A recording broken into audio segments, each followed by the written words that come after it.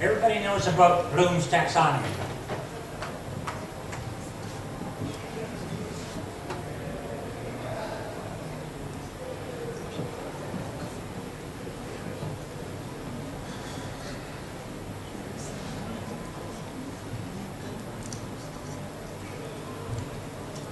Who doesn't know about Bloom's?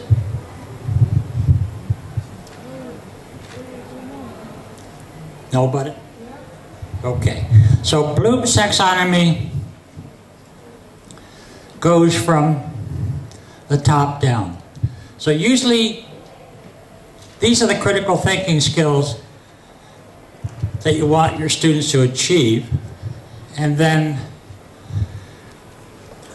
the remembering and understanding, part 1 or 2, are what students should usually take in foundational courses.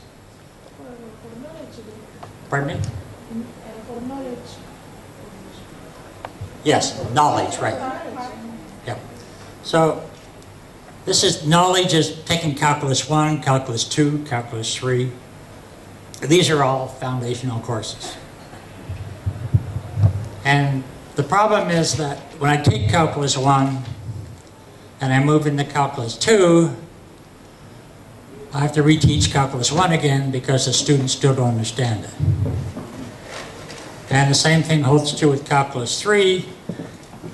And then when I move into engineering, they still don't understand calculus at all, and now I want them to engage right into problems, and I can't take them that way. I have to reteach them the basics of calculus.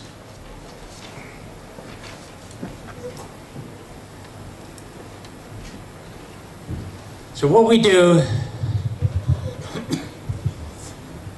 we use what's called a holistic approach, and we give students problems. So calculus, which is on this side here, is taught through association of the problems. So if they're engineering students, I'm teaching them engineering problems. They don't have to, they could be art students too. I can still give them engineering problems. I don't really care about the problem. I want them to gain this knowledge here.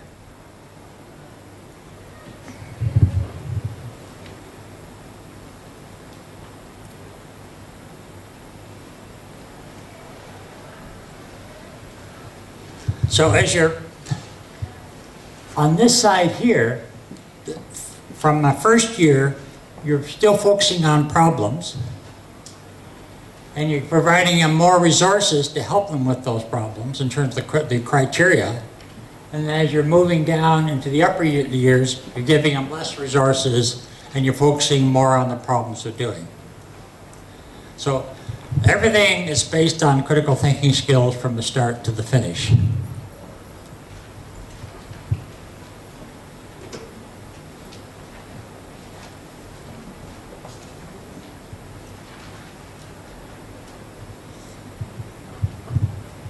So in foundational courses,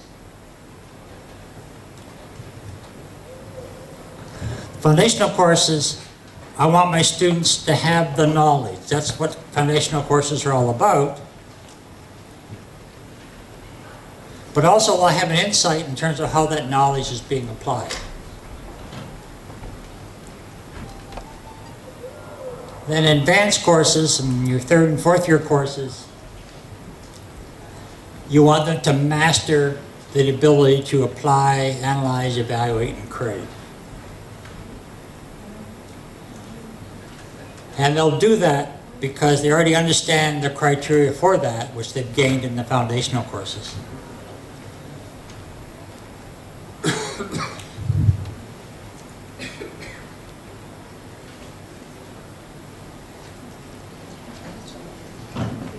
So this is the calculus example.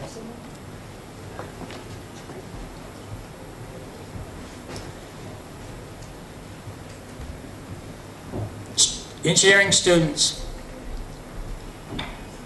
perform poorly in understanding calculus because they don't really understand in terms of how it's being applied in engineering. Same with medical students or health students or agricultural students.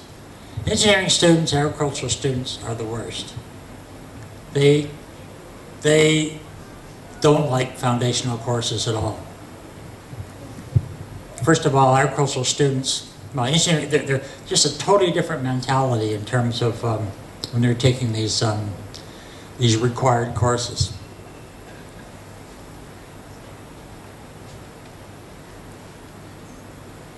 So we changed the directive. We're designing calculus courses so that they're now,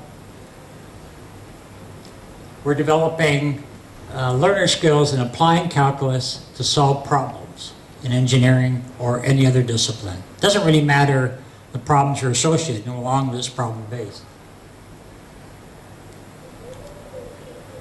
And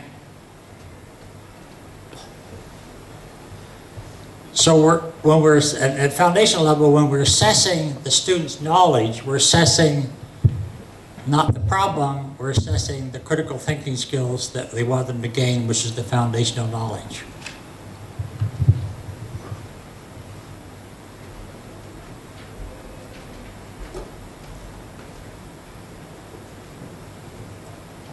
So here's a week's task.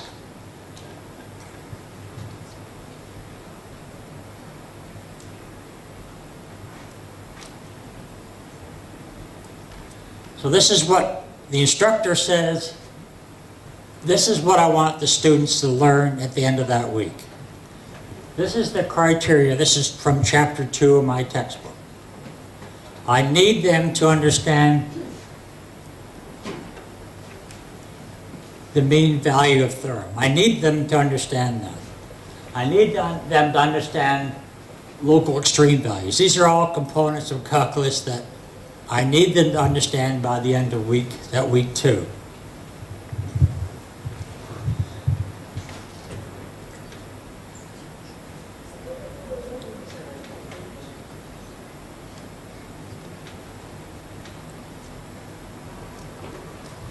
I don't have that example in here.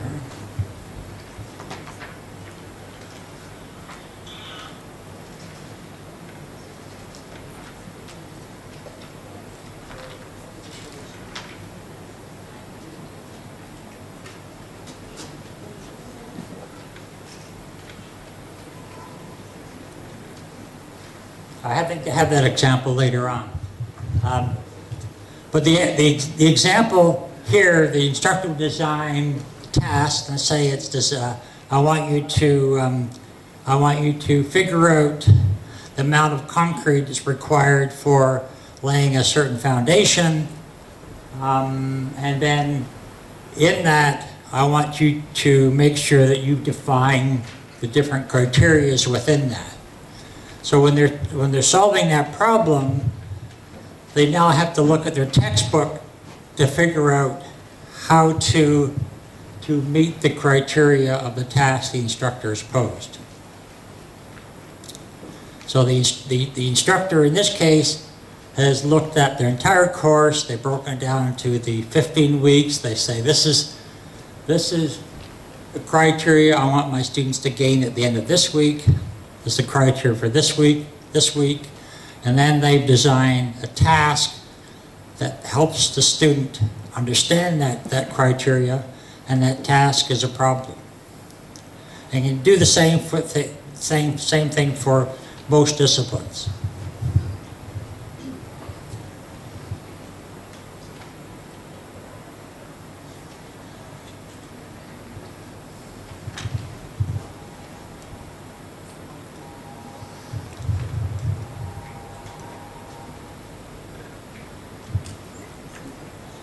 I think that we've turned our students into passive learners is because we feel that we need to tell them everything.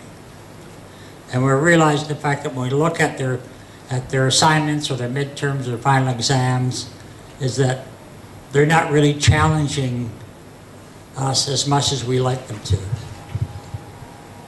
So we want to turn that whole process around.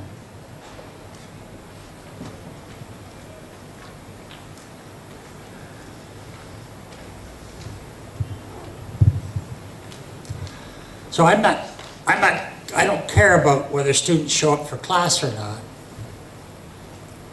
I think we should be more concerned about why are we reading homework to our students in class. Also, when they're not really there, when they're not really doing that well.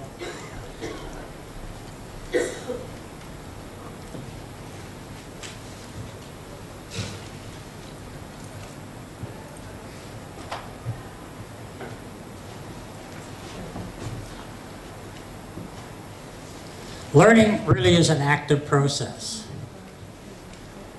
And that active process shouldn't happen when you all of a sudden they have to do an assignment. And so when a student looks up a course syllabus, the first thing they do is look at when the assignments are due. And that gives them a key for when they have to start making an effort. And the problem with that is it's far too late.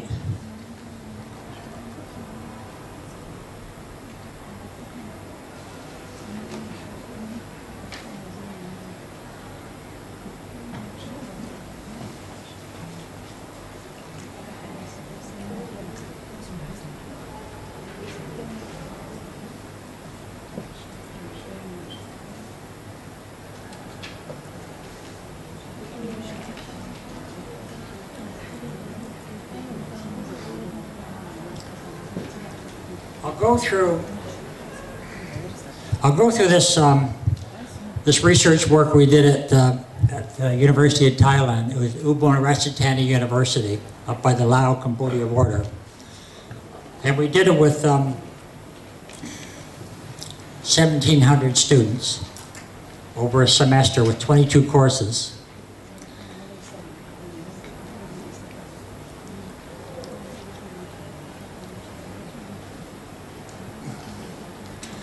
And this is the results of the student survey in terms of 684 students did the survey at the end of the semester, and these are the results. They had a much better appreciation for learning. They found the structure more rewarding than attending lectures. Which means that they found the course motivating. And these were 22 different courses in the Faculty of Science. And when you're looking at other data coming out of other students, is that they found the courses boring. So their attitudes totally change within the structure.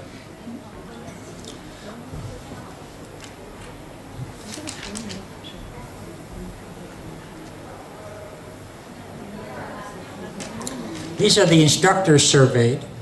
This is part of the survey.